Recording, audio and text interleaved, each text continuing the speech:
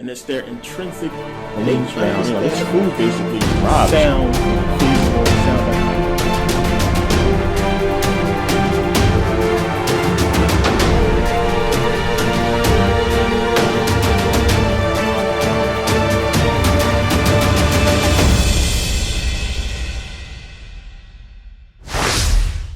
Everybody, thanks for watching. Now, this is another video I've been wanting to do for a while now. I get a lot of questions about race. You know, where did the many races come from? Where did the white people come from? Where did the Asians come from? Now, I understand the history that has existed between black people and white people. And unfortunately, when black people look back at black history, we find the terrible things that have been done to us by the white race, by the Arabs. Now, do I blame the white people of today for slavery? No, I do not. Do I blame the white people of today for what has happened to black people? No, I do not. Now, I understand that the white people of today has greatly benefited from the actions of their ancestors, and there are many white people who will admit just that. Now, we have to understand the many lies that has been told to the races of people around the world. We need to understand that the rich and small are trying to control the poor and many. We need to understand the lies that have been told to us about race, about history, that keeps us separated. We have been put in a system of divide and conquer, and because a lot of people are ignorant of history and ignorant of the facts, you know, we have been controlled. You know, you have black people versus white people. We have all these racial issues going on in America right now, all this racial tension. And if we look at who is dishing out this tension, we can see who the real enemy is. But because a lot of people don't understand history and don't understand what has been proven, you know, we got this whole negative atmosphere going on between, you know, black people and white people, Hispanics and what have you. So I want to shed some light on the history of the races, the proof, the genetics of where the many races come from, so we can understand that we are all not different. We are the same.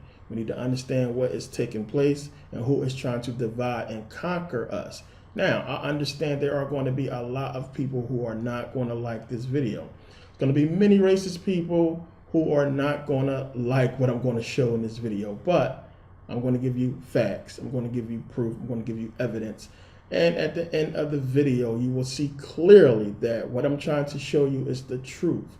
You will see the clear truth, and there will be no denying it and no refuting it. Now, when we look at the origins of white people and Asians, there are basically two theories. There's a monogenetic theory and a polygenetic theory. Now, the monogenetic theory is basically saying that, you know, it's the outer Africa theory. Everybody came from African people. You know, the Africans gave birth to all races. Then you have the polygenetic theory, which is, of course, different, and there are other races of people involved. Now, the whole thing is, what are these other races? We know that there is a consensus around the world between all scientists that civilization began in Africa. So we're not going to argue that, because every scientist agrees that, you know, we came from Africa. Everybody did. Whether you want to accept that or not, we all come out of Africa. So let's look at this polygenetic theory. And the whole polygenetic theory involves the Africans in Africa, and then you have the Neanderthals, and you have the Denisovans. Now, scientists are not exactly 100% clear on where the Neanderthals came from. Now, we know Neanderthal bones go back at least 100,000, 200,000 years. We know Homo sapien bones go back at least 400,000 years and further, and Homo erectus go back at least 300,000 years and further as well. Now, they figured that at some point, the Homo erectus mated with Homo sapien and gave rise to Neanderthal, and that the Denisovans is basically inbreeding that took place within the Neanderthals. Now, none of these theories are 100% concrete, but this is what they came up with. Now, when we look at the whole polygenetic theory, there's basically two theories within it that explains where the white race and the Asians came from. Now, one of the theories is that at some point, the Africans left out of Africa, crossed the Red Sea, crossed the Persian Gulf into Iran, and they split up. Now, once they split up, one group went into Europe and became the Neanderthals. The other group went far east and became the Denisovans. This is one of the theories. The second theory is that the Africans left Africa, went into Europe and Asia and made it with Neanderthals and made it with the Denisovans and gave rise to the white race and the Asian race. Now, what is the problem with this model? The problem with this model is you can't take a black African, I'm talking about a black African, Kunta Kinte looking African, and mate him with this and get this. It's just not possible. There's no way that you can take a black African and mate him with anything and that African's traits not show up. We have dominant genes. If you mate black with anything, we will always show up. That's the way it's always been. Now understand, no matter how you slice it, whether you want to accept the monogenetic theory or the polygenetic theory, no matter how you look at it, you cannot get the white race or the Asian race without the Africans, period. So this makes the Africans the original man. Or as Dr. Anzac put it at Cornell University, the Africans who came out from Africa have no evidence of any Neanderthal genes in them. No evidence of admixture. So they're the real pure humans. Homo sapiens. Really, really interesting, and it gives you a lot to think about. So now understand, you can find traces of the Neanderthal DNA in the white race, in the Asian race, but not in the African race. There's no trace, there's no evidence of Neanderthals inside of Africans.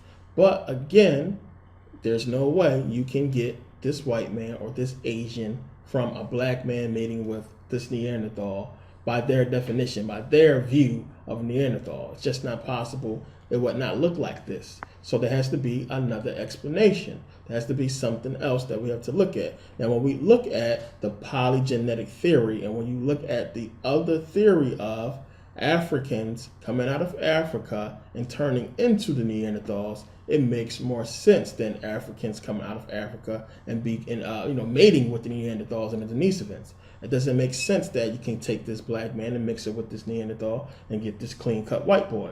It's not going to work. So now, Dr. Andre Mancia and Andres Erickson of Cambridge University tackled this whole thing about the inbreeding between the Neanderthals and the Africans, and this is what they had to say.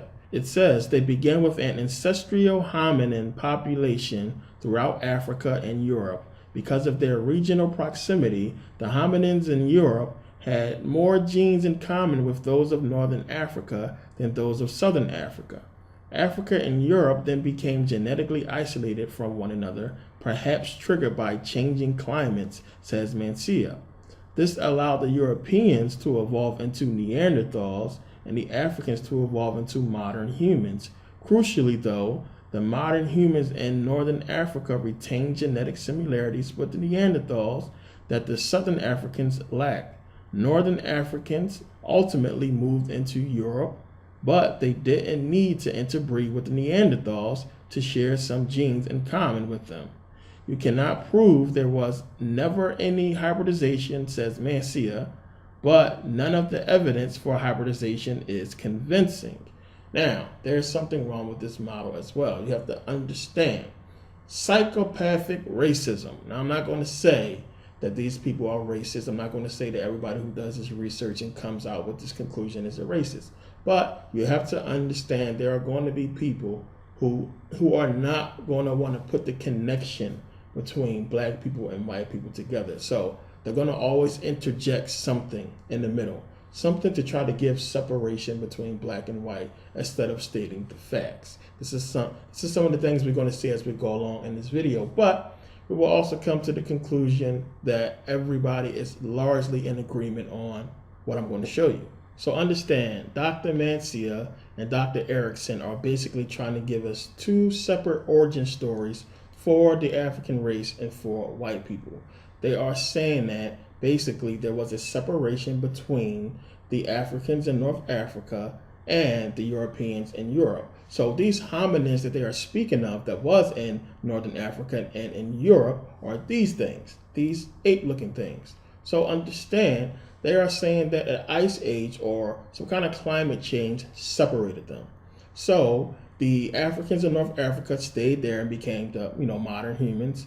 And in Europe, these hominins became the Neanderthals. Now, the problem with this is we already know that Homo sapiens existed hundreds of thousands of years before the Neanderthals, and we know that they began in Africa. So no matter how you want to slice it, you still cannot get the white man without the African, period, point blank. No matter what they want to say, how they want to switch it up. And we're going to find out through this video that they switch it up a lot, and they're trying to do everything they can to separate the race. They don't want to recognize where they come from.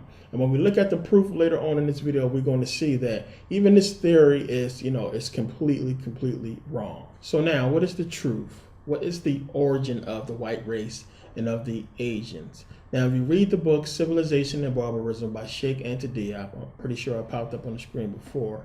You read this book, he goes into this as well. Now, scientists are in consensus, and most people agree that civilization, that life began in Africa. You're talking about in Kenya, Tanzania, Ethiopia, somewhere near the equator.